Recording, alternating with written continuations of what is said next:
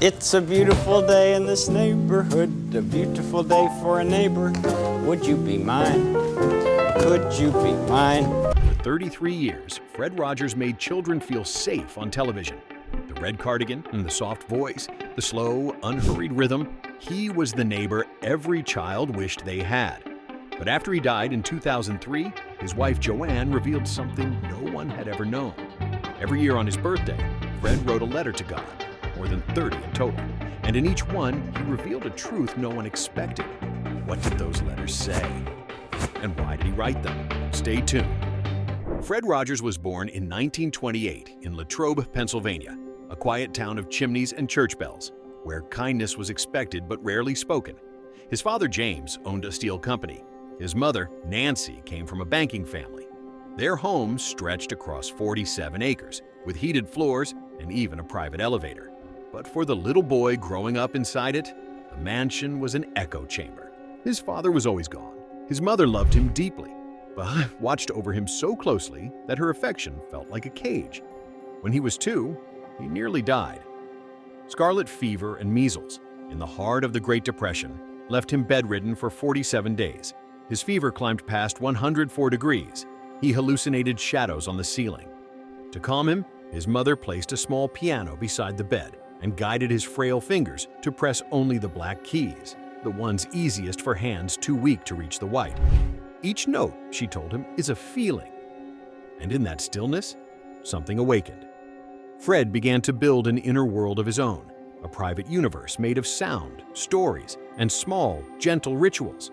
While other children shouted outside, he pressed the keys not for melody, but for meaning.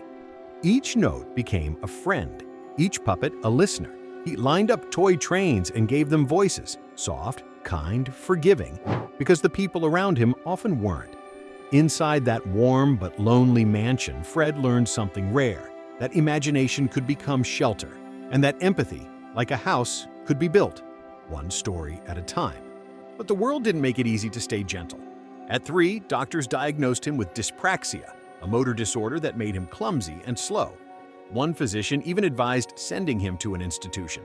Instead, his parents hired a therapist who used puppets to strengthen his hands. Fred's small fingers learned to move again, not through pain, but through play. The lesson stayed forever. Healing could happen through imagination. One afternoon, a train derailed just 400 yards from his house. 47 people died. His father told him they were sleeping. Fred read the newspaper and saw the truth. That night, he asked a question that would echo through every episode he'd ever write. Why do people get hurt when they're just trying to go somewhere? In the weeks that followed, the world felt different. The sound of trains, once comforting, now carried ghosts. He grew afraid of noise, of sudden movement, of things breaking without warning. So he turned inward. If the outside world was unpredictable, he would build one he could control, quiet, kind, and safe. By 5, he'd retreated into the attic, a small sanctuary filled with stuffed animals and old socks turned into puppets. Each one had a voice, a name, a reason to exist. His favorite was David the Dreamer, a stand-in for every lonely child he would one day comfort. His grandmother nurtured that imagination. She gave him a felt board of Bible stories and told him softly, "God wants us to wonder." For Fred, faith became less about having answers and more about asking the right questions, a theology of tenderness that would later define Mr. Rogers' neighborhood. But wonder doesn't protect you from cruelty. In high school, he was tall, thin, with a high voice that made him an easy target. Squeaky, they called him. He was shoved into lockers, his music sheets ruined with milk. Yet instead of retaliating, Fred found refuge in creation. He composed a string quartet at 15, 247 measures long. So complex his teacher accused him of plagiarism. When it was performed, classmates laughed. He kept writing anyway. His father wanted him to inherit the steel business. Fred wanted to study the soul. Their fights turned cold. It's been 23 days since he asked how I feel, Fred wrote in his diary. The breaking point came at 17. After he accidentally broke a window while practicing puppetry, his father forced him to work at the mill. Blisters covered his hands. That night, Fred made a decision. He would never choose steel over spirit again. He studied music at Rollins College, where he met Joanne, the woman who would stand beside him for 50 years. She was warm, grounded, and patient. When he proposed, he did it in a letter. She lost it running to the phone to say yes. In those years, he developed the cadence that would make him famous, not a gift, but a discipline. Mocked for his stutter, Fred practiced speaking underwater, training his breath until each sentence became music. He graduated with honors in 1951, then studied theology, not to preach from a pulpit, but to serve children through television.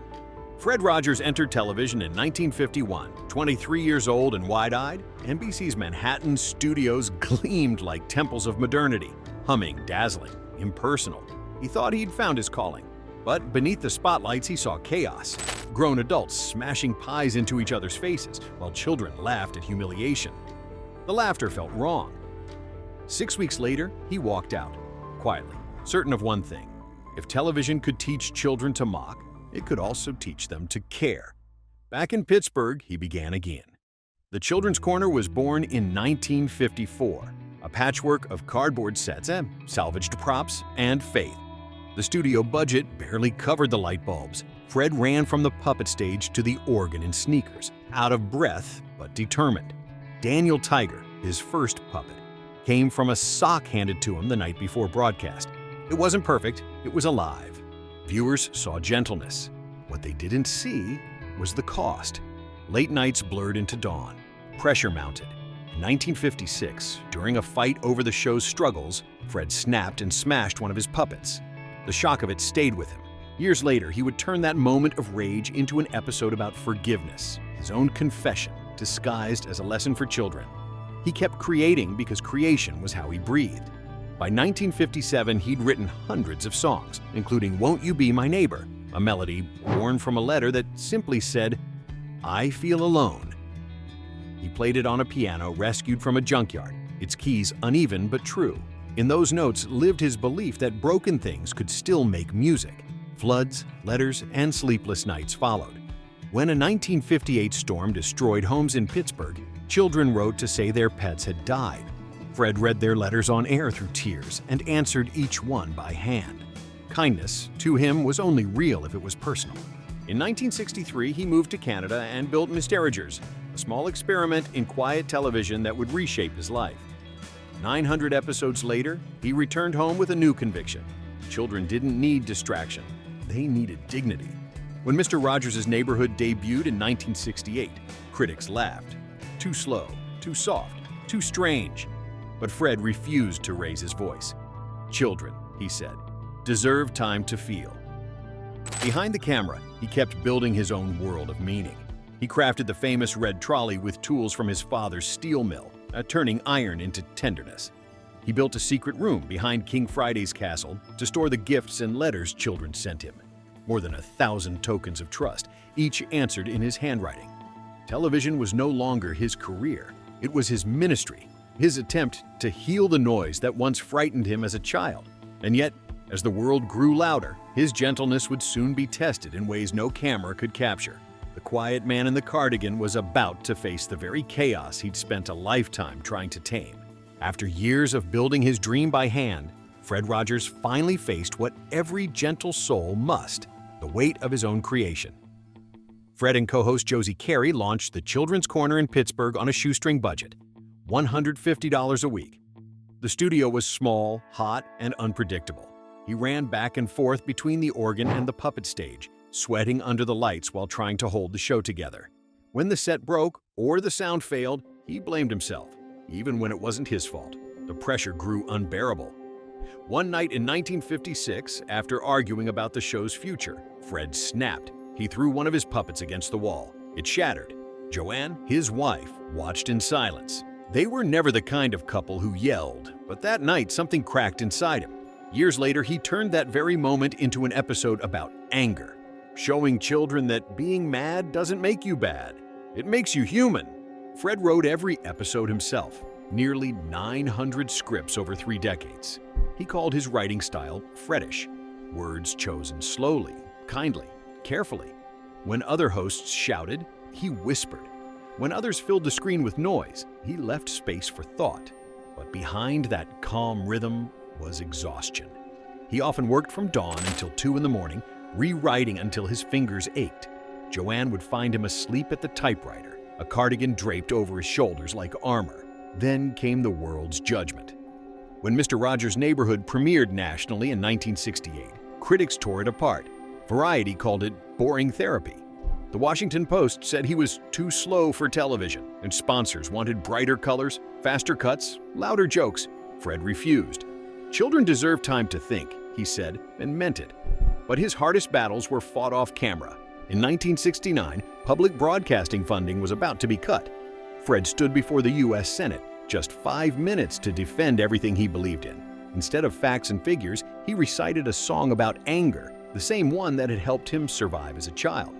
When he finished, the room was silent. Senator John Pastore leaned forward and said, "You've just earned the $20 million. Even victory brought no peace. That same decade, one of Fred's closest friends took his own life. For months, Fred couldn't write. He questioned his ministry, his worth, even his God. Eventually, he returned to the piano, the same black keys his mother had taught him on, and wrote an episode about grief. In it, Mr. McFeely receives a letter from God. The network wanted to cut it. Fred insisted. It aired, and parents watched, crying beside their children. He kept his struggles private. At 53, he released What Do You Do with the Mad That You Feel, a special about childhood anger. But it wasn't just for children. It was for himself. As a boy, he'd wanted to hit back at his bullies. As a man, he transformed that fury into compassion. "It's okay to be mad," he told his young viewers. "What matters is what we do with the mad that we feel." That wasn't a performance. It was survival. To carry guilt, grief, and frustration for decades and still choose gentleness. That was his real strength. Even as his fame grew, the weight did too. He answered thousands of letters from children who'd lost pets, parents, or hope, and prayed for each one by name. Yet, in his private birthday letters to God, he still asked the same question: have I done enough? Every morning before dawn, he swam 3 miles whispering his secret mantra: I weigh 143. 1 for I, 4 for love, 3 for you. He kept that number steady for 30 years, a small reminder that love could still be measured, even in a chaotic world. To the public, he was Mr. Rogers, the man who made childhood safe. But inside, he was still that boy in the attic, building a world quiet enough for kindness to survive. And soon, even that world, his neighborhood, would be tested by time, loss, and the limits of his own body. By the late 1990s, Fred Rogers had become almost mythical, a symbol of calm in a noisy world. But behind the familiar cardigan and gentle smile, his body was beginning to fail him. During the tapings of his final seasons, Fred grew ill. Some days, he quietly excused himself between takes to vomit, then returned to the set as if nothing had happened. He had been diagnosed with stomach cancer, but refused to stop working. Instead, he folded his pain into the show itself.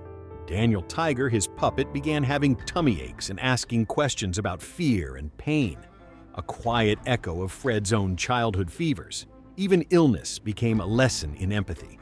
In December 2000, he filmed his last goodbye. He could barely stand, but he insisted on recording one final 15-minute farewell, not just to the children who had grown up with him, but to the boy he once was.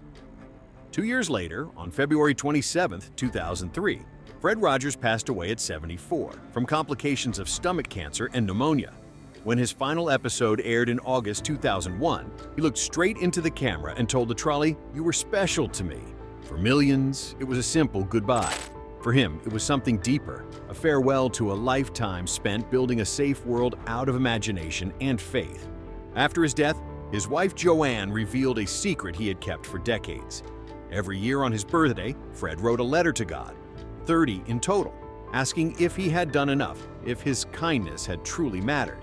He kept those letters locked away, along with journals filled with children's notes that had made him cry. He asked Joanne not to show them until he was gone, afraid people might mistake his doubt for weakness. His moral line never blurred. In 1995, he turned down a $1 million licensing deal to make Mr. Rogers toys and merchandise. No lunchboxes, no cereals, no theme parks. The space between the screen and the child is sacred, he said. Money doesn't belong there. Even in his later years, his curiosity remained fierce. In 1993, he appeared before Congress holding a Nintendo Game Boy. Not as a gimmick, but as a tool. He calmly demonstrated how games like Tetris could teach patience and focus, then proposed a system to help parents understand which games were appropriate for kids. His suggestions helped shape the ESRB rating system still used today. And sometimes, beauty emerged from spontaneity. In 1988, during a live taping, a thunderstorm rolled over Pittsburgh. The noise triggered memories of his childhood asthma and his mother counting the seconds between lightning and thunder to calm him. Without warning, he began to sing, a 12-minute lullaby about storms and breathing. The crew froze. It wasn't scripted. Later, Fred said it was the most honest moment of his career. By the time he died, Mr. Rogers' neighborhood had reached over 50 million children in 45 countries and 20 languages. Studies later confirmed what parents had always felt. Children who watched him were more empathetic, calmer, and emotionally stronger.